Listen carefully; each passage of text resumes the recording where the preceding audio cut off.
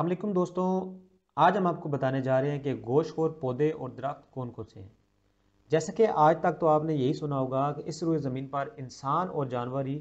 دو مخلوقیں ہیں کہ جو کہ گوشت خور ہیں،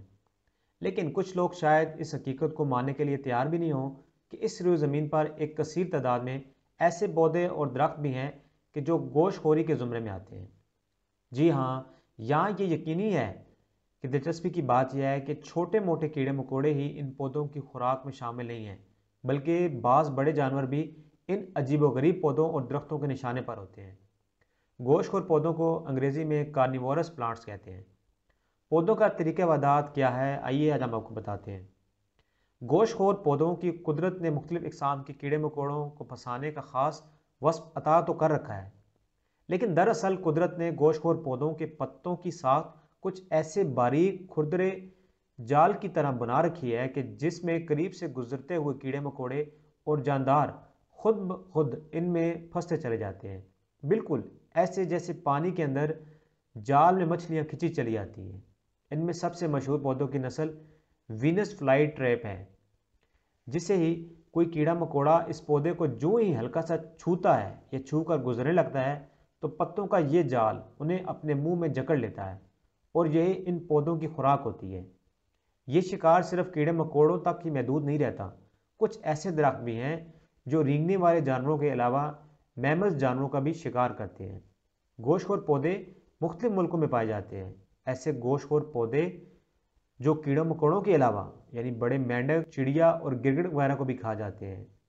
اس نسل کے پودے زیادہ تر ایشیا کے بارانی جنگلات، خصوصاً انڈونیشیا، ملائیشیا کے جنگلات میں کثرت سے پائے جاتے ہیں۔ اس قسم کے پودے عام طور پر کائی سے ڈھکی زمین پر تیزی سے پرورش پاتے ہیں۔ بعض ایسے پودوں کی موجودگی کے شواہد بھی ملے ہیں کہ جن سے صبح سویرے انتہائی محصور کن خوشبو نکلتی رہتی ہے۔ ایسے میں جو بھی کیڑا مکوڑا اس کے قریب سے گزرتا ہے اور وہ مدوش ہو جاتا ہے، اور یوں یہ پودے ان کی مدوشی سے فائدہ اٹھا کر انہیں ہڑپ کر لیتے ہیں۔ اب تک کی تحقیق کے مطابق گوشت خور پودوں اور درختوں کی 630 اقسام کا کھوج لگایا جا چکا ہے۔ تحقیق دانوں کا کہنا ہے کہ جس تیزی سے گوشت خور پودوں کی دریافت کا سلسلہ جاری ہے، یہ توقع کی جا رہی ہے کہ ابھی بہت سارے پودوں کا کھوج لگانا باقی ہے۔ گوشت خور پودے کے بارے میں دراصل تحقیق کرنے والے ایک امریکی پروفیسر ڈاکٹر کوانکشی لین کا کہنا ہے کہ ایسے پودے یہ منفرد خصوصیات ان میں دیکھی گئی ہیں کہ یہ اپنے پھلوں کے تنوں کے قریب کیڑوں کو پھنساتے ہیں جو کہ پھولوں پر تخمن کاری کرنے والے ہوتے ہیں۔ اس تحقیق سے یہ بھی پتہ چلا ہے کہ اگرچہ بیشتر پودوں کے تنوں پر بہت زیادہ کیڑے چپک جاتے ہیں، لیکن یہ ٹرائنٹا آکسیڈنٹ واحد پودا ہے کہ جو صرف مچھروں یا چھوٹے کیڑوں کو اپنا نشانہ بناتا ہے۔ ڈاکٹر انگشی کے مطابق تتلیاں، شہد کی مکھیاں اور اس قبیل اس طرح کے دوسرے کیڑے ان پتوں میں نہیں پھنستے، اس لیے وہ ایک پودے سے دوسرے پودے پر بآسانی اڑتے رہتے ہیں۔ اس کے علاوہ 20 سالہ تحقیق کے بعد دریافت ہونے والے مذکورہ پودے کے بارے میں ماہرین نباتات کا یہ بھی پتہ چلا ہے کہ سفید خوبصورت پھول والا یہ پودا اپنے تنے کے زیادہ شکار کو گرفت میں کر لیتا ہے، کیونکہ گوند کی مانند ایک مادہ اس کے تنے کے ساتھ لگا ہوتا ہے، اور جیسے ہی کوئی کیڑا اس کے تنے پر بیٹھتا ہے یہ پودا فوراً اسے جکڑ لیتا ہے۔ گوشت خور پودے اپنے شکار کو ایک دم سے نہیں کھاتے، بلکہ قدرت نے ان کے اندر بھوک کا ایک محدود پیمانہ سمایا ہوا ہے، جس کے باعث یہ اپنے شکار کو رفتہ رفتہ کھاتے رہتے ہیں۔ ان چھوٹے پودوں کے ساتھ ساتھ ایسے درخت بھی ہیں جو بڑے جانوروں کا بھی شکار کرتے ہیں۔ یہ درخت بہت محدود تعداد میں صرف افریقہ کے جنگلات میں پائے جاتے ہیں۔ بڑے جانوروں کی شکاری درختوں کا طریقہ شکار بھی انتہائی دلچسپ اور منفرد ہے۔ یہ درخت چونکہ عام طور پر گھنے ہوتے ہیں، اس لیے جنگل کے بیشتر جانور ان کے سائے تلے آرام کرنے کو ترجیح دیتے ہیں، اور جیسے ہی کوئی جانور ان درختوں کے نیچے جا کر سوتا ہے، یہ گوشت خور درخت آہستہ آہستہ اپنی ٹہنیاں نیچے اس جانور کے گرد بکھیرنا شروع کر دیتے ہیں، اور تھوڑی ہی دیر میں اس جانور کو انتہائی مہارت سے جکڑا جاتا ہے، حتیٰ کہ متاثرہ جانور کو اس چال کی کان خبر بھی نہیں ہوتی کہ وہ کس جال میں جکڑا جا رہا ہے۔ اکثر جانور کو اس وقت پتہ چلتا ہے جب وہ پوری طرح سے درخت کے جال میں جکڑے جاتے ہیں، اور یہ گرفت اتنی مضبوط ہوتی ہے کہ جانوروں کا بچ کر نکلنا انتہائی ناممکن ہے۔